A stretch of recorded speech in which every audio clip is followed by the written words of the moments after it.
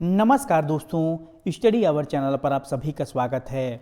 दोस्तों, हम सभी जानते हैं कि पाकिस्तान में सिंधु नदी का कितना बड़ा योगदान है।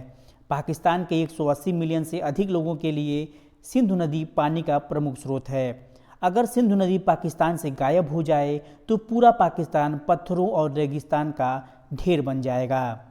तो हम जानेंगे कि भारत और पाकिस्तान के बीच 60 वर्षों से अधिक समय से चल रहे सिंधु जल समझौते पर विवाद कैसा है और कैसे ये भारत की बड़ी जीत मानी जा रही है।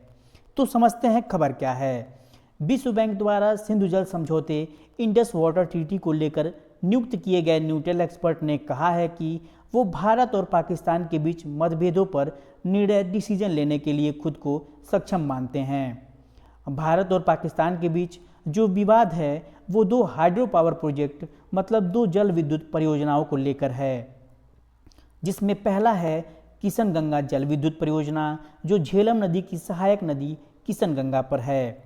दूसरा है रतलेव जल विद्युत परियोजना जो चिनाब नदी पर स्थित है। तो विवाद इन्हीं दोनों हाइड्रो पावर प्रोजेक्ट को लेकर है।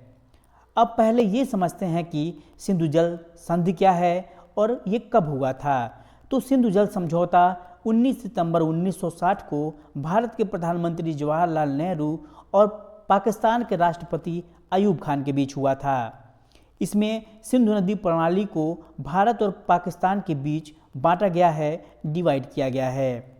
तो वो कौन कौन सी नदियां हैं जिन्हें भारत और पाकिस्तान के बीच बांटा गया है। इसमें पूर्व की 3 नदियों का पानी भारत को मिला है, जिसका प्रयोग भारत अप्रबंधित रूप से यानी जितना चाहे उतना उपयोग कर सकता है, जिसमें व्यास नदी, रावी नदी और सतलुज नदी हैं।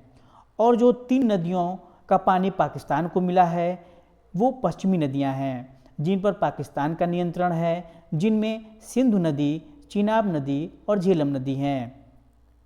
परंतु जानने वाली बात यह है कि ये सभी नदियां भारत से होकर बहती हैं, लेकिन अनुच्छेद 3(1) के तहत भारत को ये दायित्व दिया गया है कि भारत किसी भी हाल में पाकिस्तान में प्रवाहित हो रही इन नदियों का पानी को नहीं रोक सकता है, डाइवर्ट नहीं कर सकता है।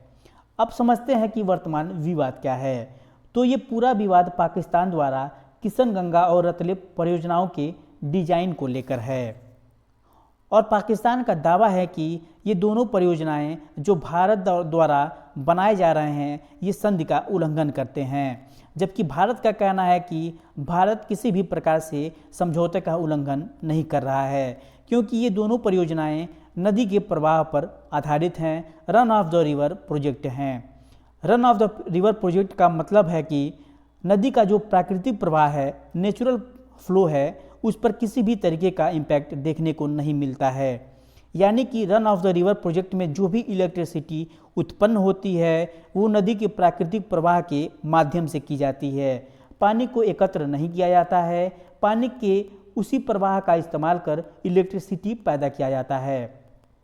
तो भारत का कहना है कि भारत संधि का उल्लंघन नहीं कर रहा है, क्योंकि संधि में साफ तौर पर कहा गया है कि भारत पानी के प्रवाह को बिना बाधित किए इलेक्ट्रोलॉजिकल प्रोजेक्ट को बना सकता है और भारत ने प्रवाह को बाधित नहीं किया है। लेकिन पाकिस्तान का कहना है कि भारत पानी के प्रवाह को बिना बाधित किए ये प्रोजेक्ट बना ही नहीं सकता। तो ये विवाद यहाँ देखने को मिल रहा है। तो 2015 में पाकिस्तान ने इस विवाद की शुरुआत की थी और पाकिस्तान ने वर्ल्ड बैंक से कहा था कि इस मामले की तकनीक से जांच की जाए, उसके लिए एक न्यूट्रल एक्सपर्ट की नियुक्ति की जाए। फिर 2012 में पाकिस्तान ने इस अनुरोध को वापस ले लिया था कि उन्हें न्यूट्रल एक्सपर्ट नहीं चाहिए और उन्हें स्थायी मध्यस्थता न्यायालय यानी permanent court of arbitration PCA की ज़रूरत है। फिर भारत ने PCA प्रक्रिया को खारिज कर दिया था और विश्व बैंक के द्वारा न्यूट्रल एक्सपर्ट को नियुक्त किया गया था और इन्हीं न्यूट्रल एक्सपर्ट ने अब डिसीजन दिया है और उन्होंने कहा है कि अब हमें स्थायी मध्यस्थता न्यायालय PCA के पास भेजने की ज़रूरत नहीं है। पहले ये मामला न्यूट्रल एक्सपर्ट के पास जाएगा, वो उस पर डिसीजन लेंगे और फिर उसके डिसीजन को PCA में चैलेंज किया जा सकता है।